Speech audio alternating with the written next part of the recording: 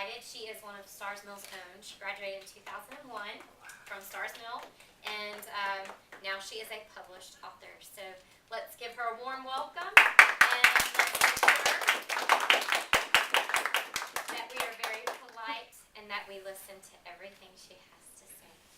Okay? All right. Take it away. So, like she said, I'm Alex Hughes, and in 2001 I was sitting exactly where you're sitting. So it is very possible, those of you who are interested in becoming writers, it is actually something that is possible to do. I wrote my first novel about your age, so if you want to write a novel, write one. Don't let people scare you off. I will say, this is my book. I've been asked to say a little bit about my book. It came out this past September from Rock, which is an imprint of Penguin. Penguin is a really big national company, and I've been very fortunate to work with them and to get in bookstores, which of course is always the big dream. So what I'm going to do today is talk a little bit about my story, how I got published, how that all worked, what I've been doing between now and high school that helped get me there. And then I'll share some of the things I wish somebody had talked to me about when I was your age. I did a lot of wandering around in the dark, not knowing what was going on. And I think a career in the arts is a lot more difficult and a lot less scripted than a lot of other careers. And so if you want to be an actor, if you are thinking about becoming a musician, if you want to do anything in the creative field at all, it would be a good thing to kind of listen and figure out that it's a lot harder than it sounds, but it is something that you could do. So, like I said, if we have time at the end, I'm going to share specifically 5 things that I needed to know as a writer that I never learned in school, that no one ever taught me, in the hopes that you can use these tools to kind of help you along your way. So, about me, like I said, I wrote my novel, my first novel about your age, because I read this book, which was actually Emma Caffrey and Mercedes Lackey, The Ship Who Searched, and just fell in love. I read that book like 20 times, and I said to myself, that's what I want to do. I want to write books like that. And so I sat down and I started putting words on the page, and a very long time later, I had a novel. And a novel's not really any harder than a short story, it's just longer. So, you know, you just have to do it a little bit longer, but that's totally fine. I took several classes in high school in creative writing, or rather in college. I wish I'd had high school classes, that would have been awesome.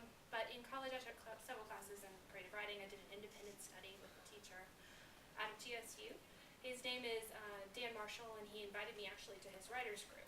And I would say that writers group is one of the things that really impacted me for the better.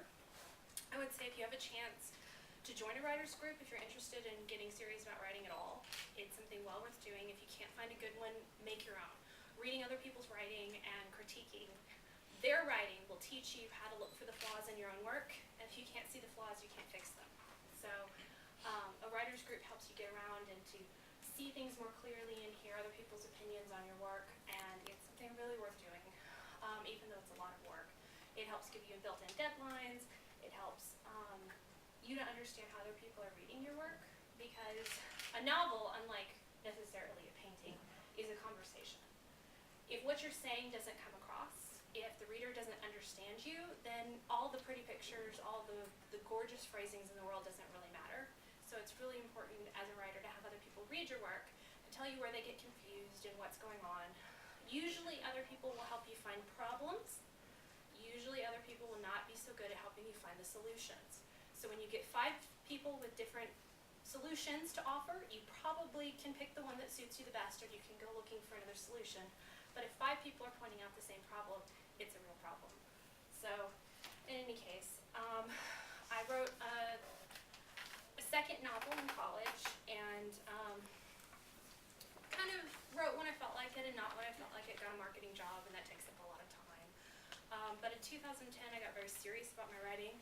I was in a job at the time that I really hated, and I was looking for a new job, and my husband said, you know, take some time. You said you wanted to be a writer since you were little. Try it. Actually get serious about it. And so I did. I learned how to revise. I took a whole bunch of classes. I went to conferences. I read every book I could get my hands on, and I worked on revising the novel I had in front of me, which actually was an earlier version of this one. And I learned, I completely rewrote the novel. I learned story structure. I learned scene. And I sent it out in January of 2011, and to what's called the Amazon Breakthrough Novel Awards. It's very unusual to get published this way, I should mention. Usually you send a letter to an agent or an editor, and they like you, and the agent helps you find an editor, and the editor offers you a contract. I never did any of that, but I submitted to this contest, and at the time Penguin was reading all of the semifinalists, and I had gotten to the semifinals, and so they ended up actually offering me a 2-book deal. And they call me on the phone and they say, "Hi, we love your book." And I'm like, "Penguin the publisher? What?" And then they said, "Are you thinking about writing a sequel?" And the answer to that question is always yes.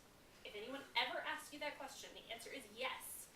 And so I had to go figure out how to write a sequel, which is a whole different issue. But I also submitted at the same time to the Odyssey Pro Level Writing Workshop, and I learned more in those 6 weeks than I probably learned in my whole life. So this book took me about 10 years and 8 revisions to do.